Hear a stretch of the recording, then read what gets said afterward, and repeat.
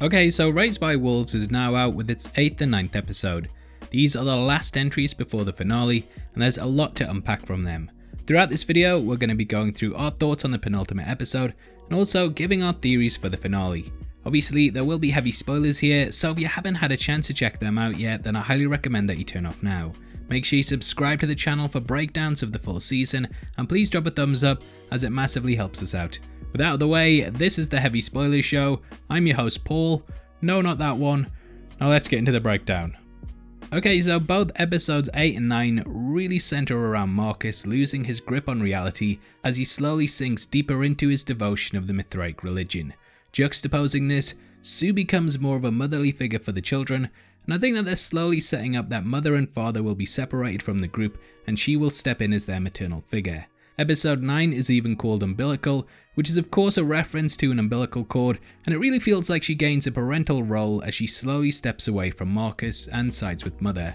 Juxtaposing this, episode 8 is called Mass, a religious ceremony, and this entry shows his descent into madness. We open with Marcus peeling off his face until he looks like one of the bad guys in They Live. As we know, the character is wrestling over who he really is, and this even went so far last week as having him fight the past version of himself. Marcus has been plagued with visions throughout the last handful of episodes, and because of this, he believes that he's the chosen one and not Paul. In psychological studies, there's something known as a Messiah complex, in which a person believes that they are the savior of humanity. Characteristics of this even involve the person with the condition believing that God is in fact speaking to them directly, something which both Marcus and Otho have suffered from. A Messiah complex is often associated with bipolar disorder, and the character's personality goes up and down throughout the entry. Personally, I believe that we're watching him having an identity crisis, and since changing the way he looks, he's subconsciously tried to find something that he can feel he belongs to, and thus has embraced the religion, which may be causing his hallucinations. He goes back and forth between calling Sue Mary, and internally, I think that he's struggling with delusions. We'll get into all that in just a bit though, and since escaping the pit last week, Mother has returned to the ship in order to fix herself. You may remember last week that Father's finger seemed to be communicating through Morse code, and in the first episode of the pair, we get further development on this with us learning that, in some ways, the character is reaching out. He signals Sol is the light, a mantra of the religion, which later becomes the password that's used to revert to his old program. And honestly, I've never been happier to hear such a terrible joke. It's good to have you back. Now, I believe that after he was reprogrammed, Father's true personality remained in his subconsciousness, and through it he's been carrying out certain acts, emerging to take over control slightly when he's most needed. This is why he left a rope for Mother last week and followed Campion into the forest instead of staying behind to help with the burning church. He also threw an axe and missed, which I think was the character coming out. Both he and Marcus struggle with their identities, and both their true personalities are revealed throughout the episodes. Across Kepler, Mother uses a medical AI synth and his brothers as blood bags, and it helps her to recover from the wounds that she sustained at the hands of Marcus.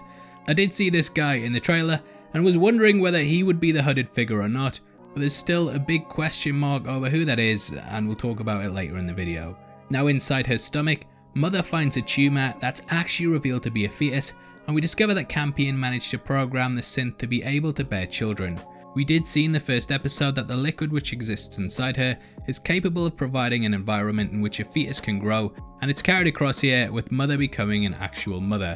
I've seen those kinds of cravens before. I'm not sure if the poster for the series was actually giving this away the entire time, and though it initially seemed like the promotional material was just pointing to Campion, looking at it in hindsight, it does seem like it was teasing that this fetus will become the main focus in the show. Is this really the chosen one? Who knows at this point, but yeah, it's nice looking back at this sort of stuff. Now, we learn that the Mithraic followed the blueprints to build her as laid out in their scriptures, but they did not truly understand them. It is possible that Campion did, and that Mother was always meant to be a protector rather than a weapon. Throughout the season, she's experienced a range of emotions from heartbreak to happiness and more, which indicates her true character. Initially, Mother believed that she was malfunctioning, but clearly she's starting to experience genuine feelings, and I think that she will evolve as the series goes on. The scientist Campion reveals that her looking after the kids was just a trial run, and if she succeeded in doing so, then she would be able to bear one herself. Elsewhere, Campion Jr. is haunted by visions of Tally, and though we don't discover what causes these, I do think that they're either coming from a gas on the planet or the true inhabitants of the land. Last week we saw some of the natives in the wood, and they fled, perhaps running from a gas that's invisible to the human eye. This could be causing the hallucinations. However, where this theory falls down is that Otho too received similar visions to Marcus when he was on board the ship. Now it could also potentially be a virus that was passed through the simulation, and due to the time that the humans spent in it, some of their minds have decayed and they're unable to fully comprehend reality. Something similar happened to Mother when she entered the simulation last week, and we almost got an Inception-like thing happen to her with her getting inside a simulation within a simulation. What? Now where this falls down is that Campion 2 has seen visions, and at no point in the series has he been in a simulation at all. The third theory is that this is all just a simulation in itself, and the entire show is simply a computer running tests to see if it's possible for atheists and the Mithraic to coexist peacefully alongside machines. This would be a bit disappointing and cliched, I think, and with the show being renewed for a second season, I can't really see that being the big twist that they go for. However, as we know with Mother's Own Child, the show does have this motif of trialing things first before doing them, but let me know your thoughts below. Now, Paul sneaks Campion food in his cell as well as a communicator, and I tell you, that lad, he really is the best of us. Yeah, he has the best name too. Marcus catches him and his paranoia starts to sink in as he believes that he and Sue are planning something. It's sort of a madness of King George situation, and since gaining his leadership position, he started to believe that everyone is out to take the throne from him. I'm not sure if it happens in the madness of King George, to be honest. It just sounded clever saying it. I bet Think's story doesn't come out with this kind of crap. Anyway, Campion manages to claw his way out of his prison, and he sets a light to a tapestry in order to buy him time to get away. During this, however, Marcus is praying to Sol, asking for a sign, and thus he interprets the burning as an omen from God. Sue leaves the camp with the children, and Marcus attempts to track them down. Tempest has still been following the trail of milk left behind by Mother. However, the latter's bloodlust begins to take over, and she lashes out. She returns to the simulation, and then learns the truth about her child. Heading into episode 9, we join Tempest as she comes face to face with her rapist, Otho. Tempest is of course pregnant with his child, and just as she's about to enact her revenge, Mother shows up and begins to drain his blood in order to provide for her fetus. The trio travel through the land with Mother making it clear that looking after her child is her prime concern, even though she does still care about Tempest. They find metal shards with images on them that are capable of channeling visions, and I think this signals that there is intelligent life on the planet. I'm now under the thinking that the host character might actually be one of the original inhabitants of Kepler 22b, which we see when Mother touches one of the shards.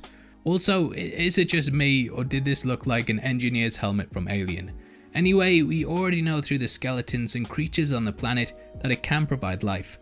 To me, it makes sense due to what we've seen in the series so far, that there is a higher form of life, and these were the ones behind the temple structures that Marcus is obsessed over. Hunter is pressed against one, but instead of burning up he's fine, indicating that there exists technology on it that can sense when someone is pure or not. Or it could actually be Sol. Now Paul and Campion also talk about the pits, and how both the mouse and Tally returned after falling down them. This perhaps confirms that something exists at the bottom that can change life. The mouse seems the same, but in the case of Tally, we know that there is something else going on. Gravitational anomalies being in the pit could signal that something is likely controlling them, and as we saw, they were there before Mother and Father arrived on the planet, so something was likely creating them. It's even possible that these pits will lead to other parts of the planet, and I would actually love to see the characters in the show journey through them, as they now have a working ship which Hunter and Father take. They could also have been created by the giant snakes that we see, and who knows if we will ever truly find out what they are. On board the ship, the children find a relic from Earth that relates to the story of Romulus and Remus, two children that were raised by wolves, which of course ties into the title. We discussed the myth throughout the season and how it relates to Paul and Campion, so definitely check out our other videos if you want to know more. Now, Sue and Mother reunite, and the latter reveals that she knows the truth about her identity. They really bond throughout this episode, and it's clear that the secret is going to be revealed to the children at some point. Otho manages to reverse the transfusion process, and he sucks the blood from Mother back into his body. He takes Tempest hostage, but she manages to get the parole officer droid's head and toss it, which kills the character in a Return of the King's-esque helmet crushing moment. Unfortunately, his draining of Mother almost kills her child, but Sue hooks herself up to her in order to donate a pint of blood. We learn that Sue can't have children due to a bad miscarriage, and this is why she's looked after Paul, which he views as being a second chance for her. Sue says that when things like Paul are brought into existence, that people often chalk it up to being God, and we actually see this reflected in Paul, who believes that Sol is the one behind Mother's baby.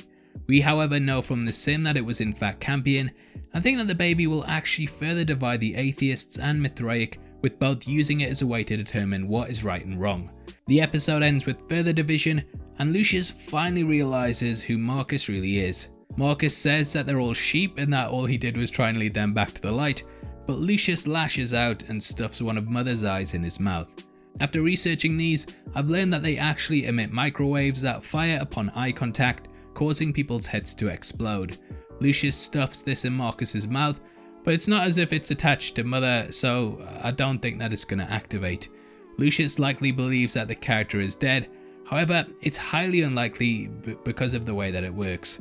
Now I think going forward, Marcus will actually return to Sue and Co and lie about being ousted by the group, instead saying that he left voluntarily. He will give Mother her eye back and then order her to kill the Mithraic so that he can cover up what really happened. However, Hunter and Father will expose the truth, and I actually think that the finale might end with Marcus's death. I can't wait until next week, and I can't believe how quickly this show's flown over, but what I'd love to hear right now are your thoughts and theories, so make sure you comment below and let me know. If you enjoyed this video, then please drop a thumbs up, and definitely check out our breakdown of the other episodes in the series, which are going to be linked at the end. We're also giving away a free copy of the Christopher Nolan collection, and all you have to do to be in with a chance of winning is like the video, subscribe to the channel, and drop a comment below. The winner is going to be chosen at random on September the 30th, so make sure you get involved. If you want to support the channel and get to see content early, then please consider clicking the join button below.